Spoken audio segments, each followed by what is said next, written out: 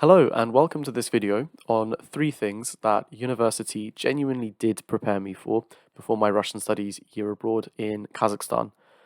Um, Before I get into it properly, just want to quickly introduce myself. My name is Matt Hale. I run a 5-month online program called Step with Confidence. It is designed specifically for university students who are studying Russian, who are going abroad to either Kazakhstan or Kyrgyzstan and feel like they are completely underprepared and want some extra linguistic guidance and extra cultural guidance too, so they know how to navigate everything when they finally land. If that is something that interests you, first have a listen to what I have to say, and if you're still interested at the end of the video, check out the link that's in my description to the course website. So sometimes people ask whether what I do is intended to replace university teaching and tutoring. And the short answer is no, absolutely not. You will see why that is the case as this video progresses. But what I really want to do is highlight some of the things that university do well. Now, the first thing which my university helped me with was staying motivated. Yes, assessments and exams can sometimes be really stress and anxiety inducing, but ultimately they are what got me to revise content that I had gone through. It gave me that extra spark to learn some more words, to really consolidate my understanding of certain grammatical concepts and sentence formation in general, and also just understanding a bit more structurally how Russian works. So yeah, university did a really good job in keeping me motivated. But then again, I still found exams quite anxiety inducing, and I know most students do as well, especially when they expect, perfect results from themselves, which if you know me, you know I am not an advocate for perfection. This actually put me in excellent standing when I went on my year abroad, especially in comparison to other students who were not from British universities. Part of the reason is because I realized that in the UK, we quite literally have exams all the time or assessments all the time, whereas a lot of people from other countries may have been more casually studying Russian and it was their sort of like, time to take some time off of uni and they go to Kazakhstan to get some Russian in, or even people that are not even affiliated with universities in the first place. So what this sort of exam and assessment system did was it gave me a good sort of theoretical knowledge of how the language works, which in the end got me a little bit ahead of some of my classmates, which was a nice feeling there and then. But then I ended up going through an awful lot of this content again with the teacher anyway. So, however, it did also mean that in my Kazakh university, I just didn't feel as motivated to constantly keep studying because the assessments that did happen were very sporadic and didn't really count towards anything. And as I said, we didn't really have many assessments anyway. So if you are in a situation where you feel like you're not being challenged enough, then I would definitely recommend asking your teacher if you can have maybe a weekly vocabulary quiz. I also recommend you try finding native speaking locals who can also test you, whether it's with vocabulary, whether it's asking you to explain Russian grammar to them, or even better, they interview you and then write down your mistakes. Whatever you can do to keep yourself motivated and to understand that, yes, you're making progress, but you also need to keep studying somehow. That is how you make really good progress that gets you to the level you need to be for your final year. Now, I personally am not an advocate for exams and assessments in and of themselves. I actually have many things to say about how universities in the UK allocate grades and just how the language is assessed in the UK in general. But that's for another time. Rather, I'm advocating for the fact that it's good to have something that healthily keeps you motivated so that you've got short term goals that help you get your long term goals. So the short term goal might be I've got a vocab test coming up on Friday, and the longer term goal will be at the end of the semester, I have an oral exam where I could choose any random topic and I need to know the vocabulary for that. Expand that even further, your real long term goal is the idea of actually speaking Russian properly and fluently. So we need lots of smaller goals to get there, and I do think that what university does well is keep you motivated in the short term. That's why, at Step with Confidence, we've taken the best parts of what comes with these constant exams and assessments, but we've taken away that really stressful element of getting graded. So instead, what we have is at the end of each monthly module, you will have a revision session with a native speaker. So it's actually twofold.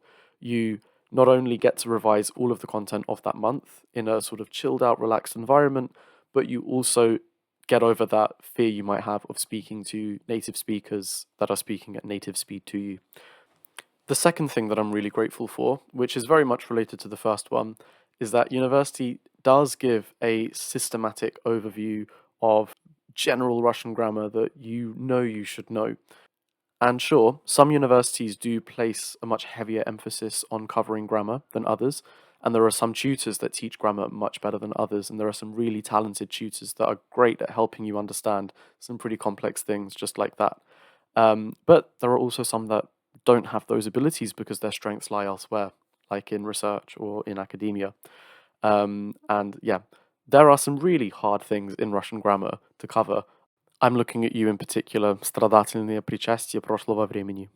However, what this does mean is that when you go abroad, you will actually know what you should know, even if it doesn't mean you've got it all memorized and you know how to use it perfectly in everyday speech. It does mean that you know when you get to your language school or your university, if your classes haven't covered certain things, you can go up to them and say, hey, I know that there's a thing that I need to know.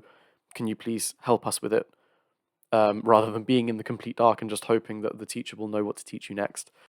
Now, where I think there is a strength in this approach, this kind of systematic approach, is that for things like verbs of motion, it sort of can give you an overview of all 200 verbs of motion with prefixes in a matter of minutes, especially if you use something like ChatGPT to generate them all for you. But be honest with me, do you actually memorize every verb of motion with every prefix? Have you even memorized all of the prefixes yet? Have you memorized every verb of motion with its pair? When we try to study a language purely through systems and not with context as well, it can feel a little bit alienating and a bit demotivating to know that you've got a table of over 200 words to get through, and how is it going to stick? I do think that the weakness lies in the fact that we don't get to see everyday, genuine Russian context when we are taught certain grammar things or certain vocabulary lists. Maybe you'll get an extract from Pushkin, maybe you'll get an extract from a play, but are you getting an extract of something that actually has happened in real life that hasn't been constructed for the sake of literary Russian? Maybe, maybe not. The thing is, it's understandable why this happens. Tutors at university often just don't have the time or the capacity, or quite frankly, the energy to be thinking of all of these really original ways of teaching grammar and trying to fuse the context of where you are with the grammar that you're learning, while still keeping it high register and keeping it academic enough to constitute being a degree and not just a language course. Their main focus becomes on delivering the information that you need to know, rather than finding ways that help it stick in your brain. That becomes your job. And even though there are some students out there that do thrive off of this, the majority of students cannot see a table of, for example, 200 verbs of motion and get it memorized for the next week. We gradually learn them through context. For example, if I told you to drive around my house, you would probably sit there thinking, what is the prefix for around? What would be drive? What would be all of this stuff? But if you just hear it in a sentence, я объезжаю вокруг вашего дома, just like that, and it's in context within let's say, a funny situation, you'll never forget it. Yes, it takes time, and that's why they can't do this with you. If you've only got 1 or 2 hours of speaking or grammar a week, they can't do this for every single verb. But what I think is important is not knowing all 200 verbs of motion, for example, but knowing which ones are used most frequently, how they are used, and in which situations you might use them. And then from there, you can start to slowly fill in the table when you've not heard them after several months' worth of realistic Russian exposure. One suggestion I might have if you are a university tutor who has the power to slightly change some of the curriculum is to stop having weekly themes as here is our grammar topic. For example, this week we are looking at passive long participles because no one is going to be interested, really and truly. I was a linguistics and Russian student. That would have been up my street, but only for a certain amount of time before I'd start to get a headache too. Rather than doing something like this, it might make more sense to have a contextual theme of the week, such as navigating a shopping center. In such a theme, if you're exposed to more natural Russian, you would then be exposed to more natural words that use passive long form participles. How can we do this? Well, уважаемый клиент или уважаемый покупатель, обслуживаемый клиент, or we can even use it for items like продаваемые товары или оплаченные товары. And that's why Step with Confidence is thematically structured rather than grammatically structured. So you go on the journey from starting your year abroad to just everyday situations that you will encounter quite often. And of course, we cover a lot of vocabulary and we cover a lot of grammar in the course, but it is all integrated into that overall theme. If that sounds interesting, have a look at the brochure. It's on my website. Now, the last thing I'm really grateful for is not actually linguistic. It is the fact that you have access to so many third contacts if you just ask.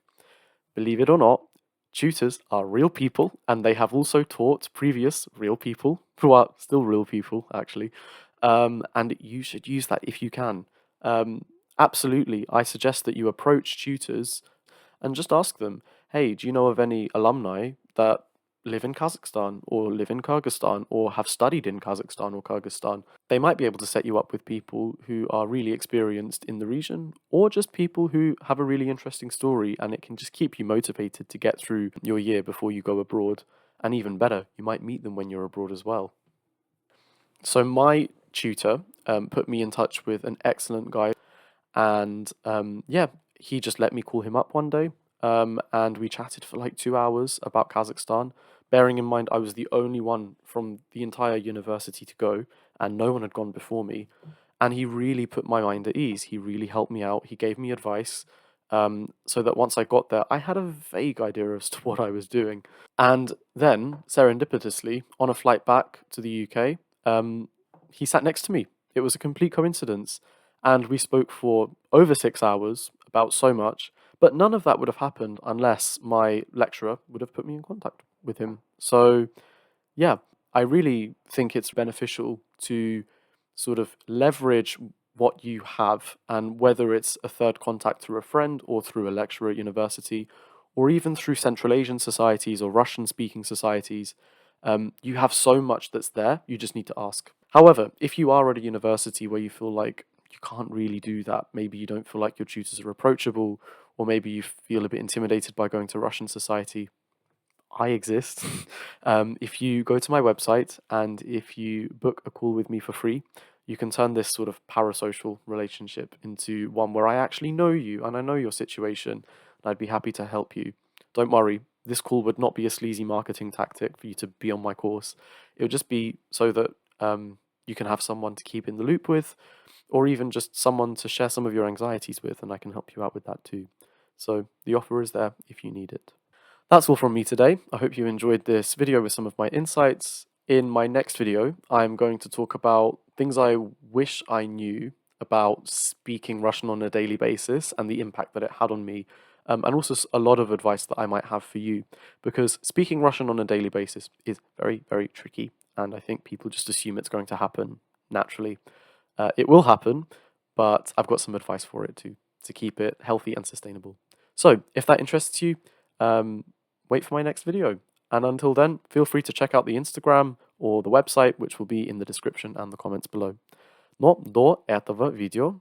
До свидания. Пока.